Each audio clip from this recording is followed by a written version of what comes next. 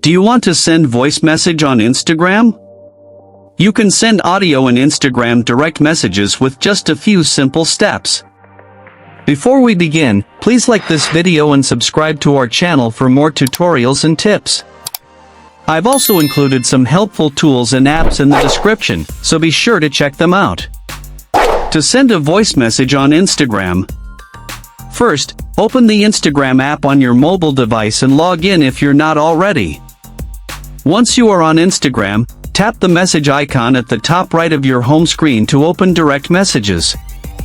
Now, select the conversation where you want to send a voice message, or tap the plus icon to start a new chat with someone.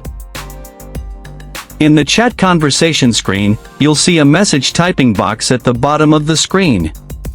You will see a microphone icon on the right side of the text field. Press the microphone icon to start recording your voice message.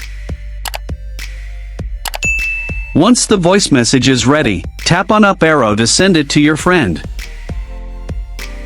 Now your friend will receive the message as an audio recording.